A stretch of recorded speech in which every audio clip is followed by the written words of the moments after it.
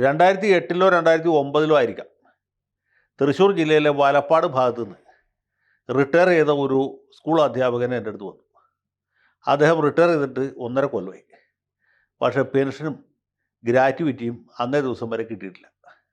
എന്താണ് പ്രശ്നം എന്ന് ചോദിച്ചപ്പോൾ ഇദ്ദേഹത്തിന് ചെറിയ ഒരു ലയബിലിറ്റി ഉണ്ട് എന്നാണ് എഡ്യൂക്കേഷൻ ഡിപ്പാർട്ട്മെൻറ്റിലെ ക്ലാർക്കന്മാർ പറയുന്നത്. അതായത് 36 രൂപയോ 37 രൂപയൊക്കെ ഉള്ളൂ ലയബിലിറ്റി. പക്ഷേ ലയബിലിറ്റി സർട്ടിഫിക്കറ്റ് കൊടുക്കുന്നില്ല.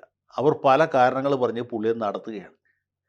അപ്പോൾ ഞാൻ ചോദിച്ചു, എന്താ ഭാഷ നിങ്ങളോട് ഈ ഡിപ്പാർട്ട്മെൻറ്റിൻ്റെ വിരോധം എന്ന് ചോദിച്ചപ്പോൾ അദ്ദേഹം പറഞ്ഞു, കൈക്കൂലി കൊടുക്കാൻ കൂട്ടാക്കിയില്ല, അതുകൊണ്ടാണ് എന്നെ ഇങ്ങനെ നടത്തുന്നത്. അപ്പോൾ എനിക്കതൊരു പുതിയ അറിവായിരുന്നു. ഈ റിട്ടയർ ചെയ്ത അധ്യാപകരോട് എഡ്യൂക്കേഷൻ ഡിപ്പാർട്ട്മെൻറ്റിലെ ക്ലാർക്കന്മാർ കൈക്കൂലി മേടിക്കും എന്നുള്ള കാര്യം. അപ്പോൾ അദ്ദേഹം പറഞ്ഞു, വക്കീലെ ഒരു കാര്യം ഞാൻ പറയാം, ഈ മറ്റ് ഡിപ്പാർട്ട്മെൻറ്റുകളിലെ അഴിമതിയും ഞങ്ങളുടെ വിദ്യാഭ്യാസ വകുപ്പിലെ അഴിമതി തമ്മിൽ വ്യത്യാസം എന്താ അറിയാമോ? ഞാൻ പറഞ്ഞു, അറിയില്ല. അപ്പോൾ അദ്ദേഹം പറഞ്ഞു, ഇപ്പോൾ PWDയിലെ എഞ്ചിനീയർമാർ ആരോടെ കൈക്കൂലി മേടിക്കുക? കോൺട്രാക്ടർമാരോടായിരിക്കും. അത് ഇറിഗേഷൻ ഡിപ്പാർട്ട്മെൻറ്റിലും അങ്ങനെ ആയിരിക്കും. പോലീസുകാരാണെങ്കിൽ വാദിയോടും പ്രതിയോടും കൈക്കൂലി മേടിക്കും, അങ്ങനെയുള്ളൂ. പക്ഷേ എഡ്യൂക്കേഷൻ ഡിപ്പാർട്ട്മെൻറ്റ് ഒരു പ്രത്യേകത, ഈ ക്ലാർക്കന്മാർ കൈക്കൂലി മേടിക്കുന്നത് മാഷന്മാരോട് ടീച്ചർമാരോട്, അതായത് ഡിപ്പാർട്ട്മെൻറ്റിൽ തന്നെയുള്ള ആളുകളോടാണ് ഈ ഉദ്യോഗസ്ഥന്മാർ കൈക്കൂലി ചോദിക്കുകയും മേടിക്കുകയും ചെയ്തുകൊണ്ടിരിക്കുന്നത്. കൈക്കൂലി കൊടുക്കാത്തതുകൊണ്ടാണ് എൻ്റെ DCRG വൈകുന്നത്. അതൊരു പുതിയ അറിവായിരുന്നു. അതിനുശേഷം ഞാൻ ഇതിനെക്കുറിച്ച് കൂടുതൽ കൂലങ്കഷമായിട്ട് പഠിച്ചു. അപ്പോൾ സംഗതി സത്യമാണ്. ഈ ഡിപ്പാർട്ട്മെൻറ്റിലെ ചില ഉദ്യോഗസ്ഥന്മാരെങ്കിലും അധ്യാപകരിൽ നിന്ന് കൈക്കൂലി വാങ്ങുന്നവരാണ്.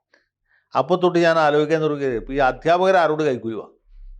അതൊരു ന്യായമായ ചോദ്യമാണ്. ആ ചോദ്യത്തിനുള്ള ഉത്തരം ഒന്നാലോചിച്ചപ്പോൾ എനിക്ക് കിട്ടി. അധ്യാപകർക്ക് വേണമെങ്കിൽ വിദ്യാർത്ഥികളോട് കൈക്കൂലി വാങ്ങിക്കാം, പക്ഷേ എല്ലായ്പ്പോഴും പറ്റിയെന്ന് വരില്ല. പണ്ട് പത്മനാഭ അയ്യർ എന്ന് പറഞ്ഞ പ്രസിദ്ധനായ ഒരു പ്രൊഫസറുണ്ടായിരുന്നു തിരുവനന്തപുരം എഞ്ചിനീയറിംഗ് കോളേജിൽ. ആൾ പ്രഗത്ഭനാണ്, പണ്ഡിതനാണ്. പക്ഷേ പുള്ളിക്ക് ഈ കൈക്കൂലിയുടെ അസുഖമുണ്ടായിരുന്നു.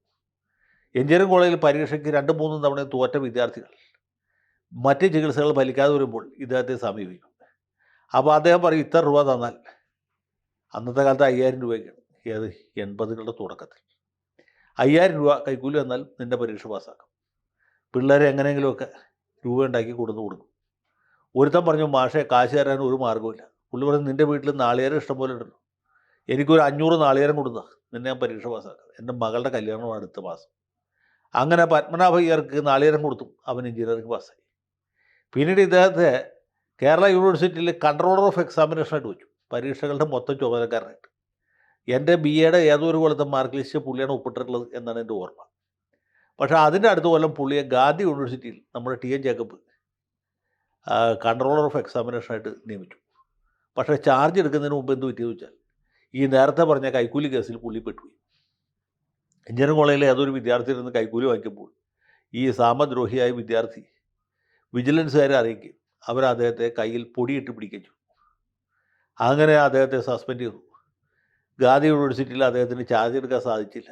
പുള്ളിയെ വിജിലൻസ് കോടതി ശിക്ഷിച്ചു, ഹൈക്കോടതി ശരിവെച്ചു എന്നാണ് എൻ്റെ ഓർമ്മ. ഇനി സുപ്രീം കോടതിയിൽ പോയോ വെറുതെ വിട്ടോ എന്നറിയില്ല. അതോ പുള്ളി പൂജപ്പുര ജയിലിൽ ശിക്ഷ അനുഭവിച്ചു എന്നും നമുക്കറിയില്ല. ആ ഭാഗത്തെക്കുറിച്ച് വ്യക്തതയില്ല. അധ്യാപകർക്ക് വേണമെങ്കിൽ വിദ്യാർത്ഥികളോട് കൈക്കൂലി വാങ്ങിക്കാം എന്നുള്ളതാണ് ഇതിൻ്റെ ഗുണപാഠം. പക്ഷേ വിജിലൻസ് കയറി പിടിക്കാതെ നോക്കണം. ഇപ്പോൾ ഇത് പറയാൻ കാര്യം എന്ന് വെച്ചാൽ, വിദ്യാർത്ഥികളോട് മാത്രമല്ല, വേണമെങ്കിൽ സഹപ്രവർത്തകരായ മറ്റധ്യാപകരോടും കൈക്കൂലി വാങ്ങിക്കാം. അതാണ് ഇവിടെ നമ്മൾ പറയാൻ പോകുന്ന വിഷയം. ഇത്തരം പറഞ്ഞ ആമുഖമായിരുന്നു. കാസർഗോഡ് കേന്ദ്ര സർവകലാശാല എന്ന് പറഞ്ഞൊരു സംഗതി പ്രവർത്തിക്കുന്നതായിരുന്നു, നിങ്ങൾക്ക് അറിയാം. ഇത് ആരംഭിച്ച വർഷം നമ്മുടെ ഡോക്ടർ ജാൻസി ജെയിംസ് ആയിരുന്നു അതിൻ്റെ വൈസ് ചാൻസലർ. പിന്നീട് സുപ്രസിദ്ധ രാഷ്ട്രീയ വിശകലന വിദഗ്ധനായ പ്രിയപ്പെട്ട ഗോപകുമാർ സാർ ആ സ്ഥാനത്ത് വന്നു. അദ്ദേഹം വിരമിച്ചതിന് ശേഷം ഒരു ആന്ധ്രക്കാരനായിരുന്നു എന്ന് ഞാൻ മനസ്സിലാക്കി. അദ്ദേഹം ഏതാണ്ട് അകാലത്തിൽ മരിച്ചു. ഇപ്പോൾ അവിടെ ഇൻചാർജ് ഭരണമാണ്. ചില പ്രൊഫസർമാരിങ്ങനെ മാറി മാറി വൈസ് ചാൻസലറുടെ ചുമതല വഹിച്ചുകൊണ്ടിരിക്കുകയാണ്. കേന്ദ്ര സർക്കാരിന് സമയം കിട്ടിയിട്ടില്ല ഒരു ഫുൾ ടൈം VC നിയമിക്കാനായിട്ട്. അപ്പോൾ അങ്ങനെ കാര്യങ്ങൾ വളരെ ജില്ലായിട്ട് നടന്നുകൊണ്ടിരിക്കുമ്പോഴാണ് ഞാൻ പറയാൻ പോകുന്ന സംഭവം നടക്കുന്നത്. അത് 2023 ഡിസംബറിൽ കാലാവധി പൂർത്തീകരിച്ച ഒരു ഗസ്റ്റ് ലെക്ചർ, രാമാനന്ദ് എന്നാണ് അയാളുടെ പേര്, രാമാനന്ദ് കോടോത്ത്. ഈ കോടോത്തിൻ്റെ കാലാവധി തീർന്നപ്പോൾ അദ്ദേഹത്തെ അവിടെ പുനർനിയമിക്കുന്നതിന് ഈ ഡിപ്പാർട്ട്മെൻറ്റ് ഹെഡായിരിക്കുന്ന അധ്യാപകൻ്റെ പേര് ഡോക്ടർ AK മോഹനൻ എന്നാണ്. മോഹനൻ മാഷിന് കാശിന് ആവശ്യമുണ്ട്.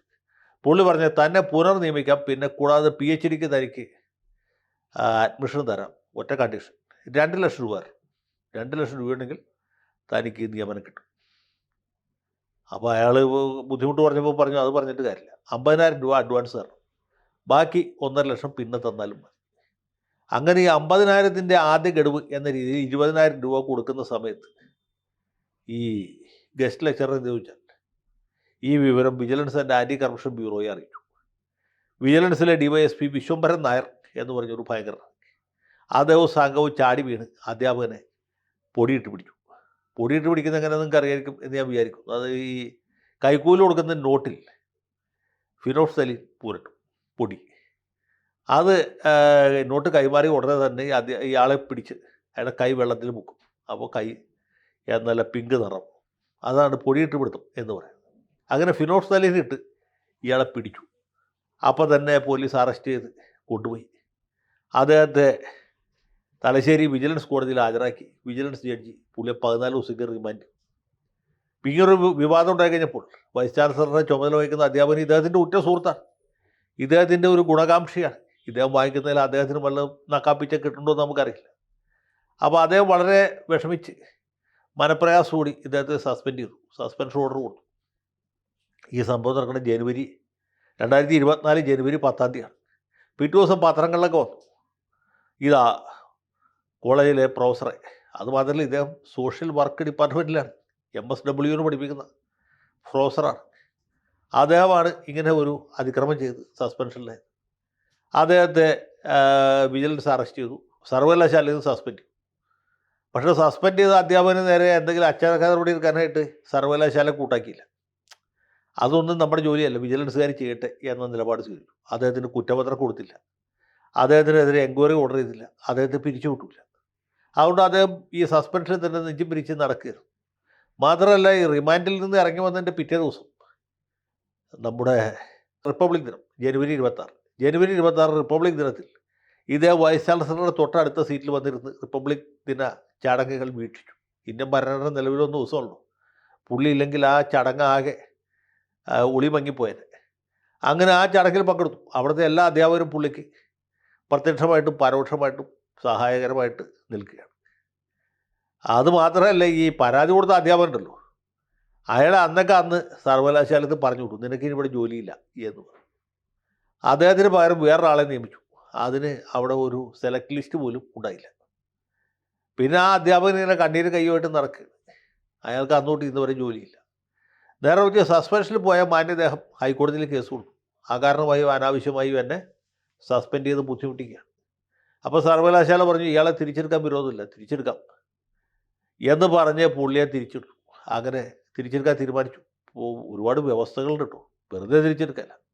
അന്വേഷണ നടപടിയുമായി സഹകരിക്കണം, സാക്ഷികളെ സ്വാധീനിക്കരുത്, അതുപോലെ രേഖകൾ നശിപ്പിക്കരുത്, വെളുക്കുമ്പോൾ കുളിക്കണം, വെളുത്ത മുണ്ട് കൊടുക്കണം എന്നൊക്കെ നിരവധി നിബന്ധനകളോടുകൂടി അദ്ദേഹത്തെ തിരിച്ചെടുക്കാൻ ഉത്തരവാകുകയും പുള്ളി കഴിഞ്ഞതിൻ്റെ മുമ്പത്തെ തിങ്കളാഴ്ച ജോയിൻ ചെയ്ത് സർവകലാശാലയെ എന്താ പറയുക സമ്പന്നമാക്കി വെച്ചു.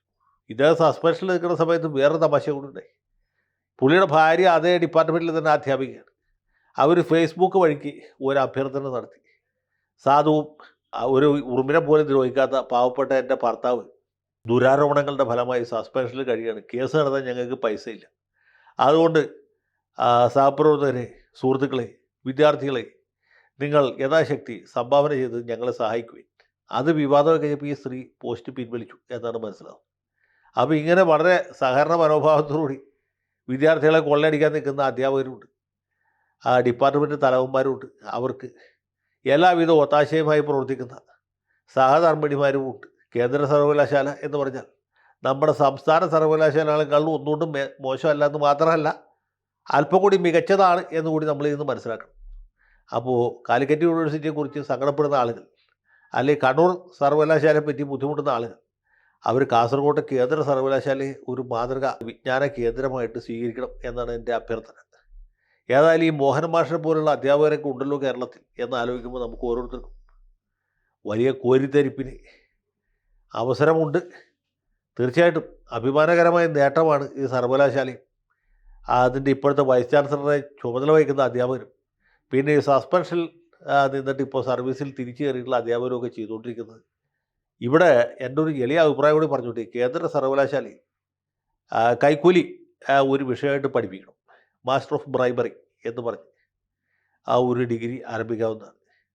അതുപോലെ വിജിലൻസ് പിടിക്കാതെ എങ്ങനെ കൈക്കൂലി വാങ്ങാം, എങ്ങനെ അഴിമതി നടത്താം, ഇങ്ങനെയുള്ള വിഷയങ്ങളിൽ കോഴ്സ് നടത്തുക, അല്ലെങ്കിൽ അതിനെക്കുറിച്ച് ഗവേഷണത്തിന് അവസരം ഉണ്ടാക്കുകയാണെങ്കിൽ ഇത് തീർച്ചയായിട്ടും ഒരുപാട് മലയാളികൾക്ക്, ഒരുപാട് കേരളീയർക്ക് ഗുണകരമായി തീരും എന്നാണ് എൻ്റെ വിശ്വാസം.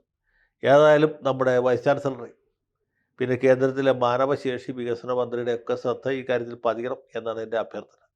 മോഹനൻ മാഷ് ഇനിയും ആളുകളിൽ നിന്ന് കൈക്കൂലി വാങ്ങിക്കാൻ അവസരം ഉണ്ടാകട്ടെ, വിജിലൻസ് അദ്ദേഹത്തെ പിടിക്കാതിരിക്കട്ടെ എന്ന് പ്രാർത്ഥിച്ചുകൊണ്ട് തൽക്കാലത്തേക്ക് വിടാം.